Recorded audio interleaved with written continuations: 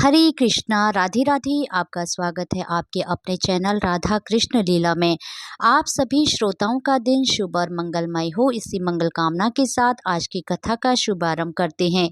एक समय स्वर्गलोक में सबसे बड़ा कौन के प्रश्न पर 9 ग्रहों में वाद विवाद हो गया।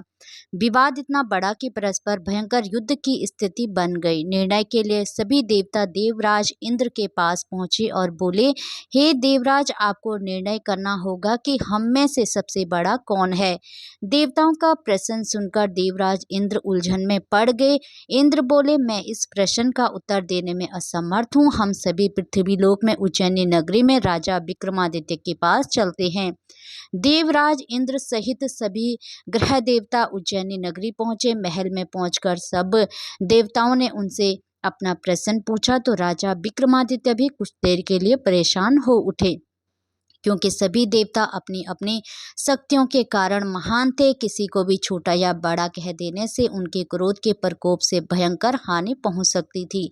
अचानक राजा विक्रमादित्य को एक उपाय सूझा और उन्होंने विभिन्न धातुओं स्वर्ण, रजत, कांसा, ताम्र, सीसा, रागा, जस्ता, अभ्रक व लोहे के 9 आसन बनवाए। धातुओं के गुणों के अनुसार सभी आसनों को एक दूसरे के पीछे रखवाकर उन्होंने देवताओं को अपने अपने सिंहासन पर बैठने को कहा। देवताओं के बैठने के बाद राजा विक्रमादित्य ने कहा, आपका निर्णय तो स्वयं हो गया है। जो सबसे पहले सिंहासन पर विराजमान है वही सबसे बड़ा है।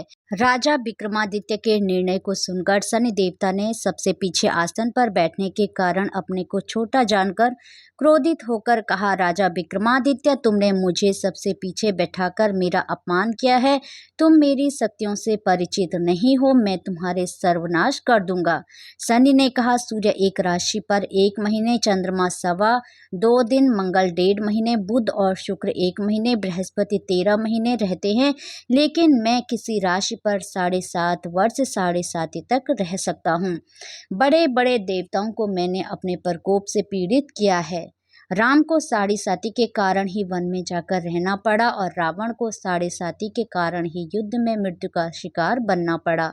राजा, अब तू भी मेरे प्रकोप से नहीं बच सकेगा। इसके बाद अन्य ग्रहों के देवता तो प्रसन्नता के साथ चले गए, परंतु शनिदेव बड़े क्रोध के साथ वहां से विदा हुए। राजा विक्रमादित्य पहले की तरह ही न्याय करते रहे। उनके राज्य में सभी स्त्री पुरुष बहुत आनंद से जीवन यापन कर रहे थे। कुछ दिन ऐसे ही बीत गए। उधर शनि देवता अपने अपमान को भूले नहीं थे। विक्रमादित्य से बदला लेने के लिए एक दिन शनिदेव ने घोड़े के व्यापारी का रूप धारण किया और बहुत से घोड़ों के साथ उज्जैनी नगरी पहुंचे। राजा विक्रमादित्य ने राज्य में किसी घोड़े के व्यापारी के आने का समाचार सुना तो अपने अश्वपाल को कुछ घोड़े खरीदने के लिए भेजा। घोड़े बहुत कीमती थे। अश्वपाल ने जब वापस लौटकर इस संबंध में बताया तो राजा विक्रमादित्य ने स्वयं आकर एक सुंदर व शक्तिशाली घोड़े को पसंद किया। घोड़े की चाल देखने के लिए राजा उस घोड़े पर सवार हुए तो वह घोड़ा बिजली की गति से दौड़ पड़ा। तेजी से दौड़ता घोड़ा राजा को दूर एक जंगल में ले गया और फिर राजा को वहां गिराकर जंगल में कहीं गायब हो गया। राजा अपने नगर को लौटने के लिए जंगल में भटकने लगा, लेकिन उन्हें लौटने का कोई रास्ता नहीं मिला। राजा को भूख प्यास लग गई। बहुत घूमने पर उसे एक चरवाहा मिला। राजा ने उससे पानी मांगा। पानी पीकर राजा ने उस चरवाहा को अपनी अंगूठी दे दी। फिर उससे रास्ता पूछकर वह जंगल से निकलकर पास के नगर में पहुंचा। राजा ने एक सेठ की दुकान पर बैठकर कुछ देर आराम किया। उस सेठ ने राजा से बातचीत की तो राजा ने उसे बताया कि मैं उज्जैनी नगरी से आया हूँ। राजा के कुछ देर दुकान पर बैठने से सेठ जी की बहुत बिक्री हुई। सेठ ने राजा को बहुत भाग्यवान समझा और खुश होकर उसे अपने घर भोजन के लिए ले गया। सेठ के घर में सोने का एक हार खूंटी पर लटका हुआ था। राजा को उस कमरे में छोड़कर सेठ कुछ देर के लिए बाहर गया। तभी एक आश्चर्यजनक घटना घटी। राजा के देखते देखते सोने के उस हार को खूंटी निगल गई। सेठ ने कमरे में लौटकर हार को गायब देखा तो चोरी का संदेह राजा पर ही किया, क्योंकि उस कमरे में राजा ही अकेला बैठा था। सेठ ने अपने नौकरों से कहा कि इस परदेसी को रस्सियों से बांधकर नगर के राजा के पास ले चलो। राजा ने विक्रमादित्य से हार के बारे में पूछा तो उसने बताया कि उसके देखते ही देखते खूंटी ने हार को निगल लिया था। इस पर राजा ने क्रोधित होकर चोरी करने का अपराध में विक्रमादित्य के हाथ पांव काटने का आदेश दे दिया। राजा विक्रमादित्य के हाथ पांव काटकर उसे नगर की सड़क पर छोड़ दिया गया। कुछ दिन बाद एक तैली उसे उठाकर अपने घर ले गया और उसे अपने कोहलू पर बिठा दिया। राजा आवाज देकर बैलों को हाँकता रहता था। इस तरह तैली का बैल चलता रहा और राजा को भोजन मिलता रहा। शनि के प्रकोप की 7.5 पूरी होने पर वर्षा ऋतु प्रारंभ हुई। राजा विक्रमादित्य एक रात मेघ मल्हार गा रहा था कि तभी नगर के राजा की लड़की राजकुमारी मोहिनी रथ पर सवार उस तेली के घर के पास से गुजरी। उसने मेघ मल्हार सुना तो उसे बहुत अच्छा लगा और दासी को भेजकर गाने वाले को बुला लाने को कहा। दासी ने लौटकर राजकुमारी को अपंग राजा के बारे में सब कुछ बता दिया। राजकुमारी उसके मेघ मल्हार से बहुत मोहित हुई। अंत उसने सब कुछ जानकर भी अपंग राजा से विवाह करने का निश्चय कर लिया। राजकुमारी ने अपने माता पिता से जब यह बात कही तो वे हैरान रह गए। रानी ने मोहिनी को समझाया, बेटी तेरे भाग्य में तो किसी राजा की रानी होना लिखा है, फिर तो उस अपंग से विवाह करके अपने पांव पर कुल्हाड़ी क्यों मार रही है। राजकुमारी ने अपनी जिद नहीं छोड़ी। अपनी जिद पूरी कराने के लिए उसने भोजन करना छोड़ दिया और प्राण त्याग देने का निश्चय कर लिया। आखिर राजा रानी को विवश होकर अपंग विक्रमादित्य से राजकुमारी का विवाह करना पड़ा। विवाह के बाद राजा विक्रमादित्य और राजकुमारी तेली के घर में रहने लगे।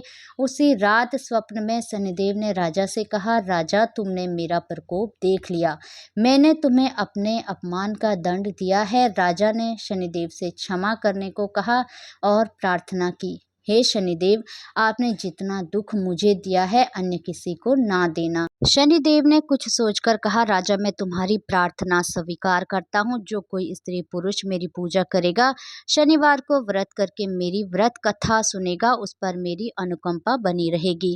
प्रातःकाल राजा विक्रमादित्य की नींद खुली तो अपने हाथ पांव देकर राजा को बहुत खुशी हुई। उसने मन ही मन शनिदेव को प्रणाम किया। राजकुमारी भी राजा के हाथ पांव से सही सलामत देकर आश्चर्य में डूब गई। तब राजा विक्रमादित्य ने अपना परिचय देते हुए शनिदेव के प्रकोप की सारी कहानी सुनाई। सेठ को जब इस बात का पता चला तो दौड़ता हुआ तेली के घर पहुंचा और राजा के चरणों में गिरकर क्षमा मांगने लगा। राजा ने उसे क्षमा कर दिया क्योंकि यह सब तो शनिदेव के प्रकोप के कारण हुआ था। सेठ राजा को अपने घर ले गया और उसे भोजन कराया। भोजन करते समय वहां एक आश्चर्यजनक घटना घटी।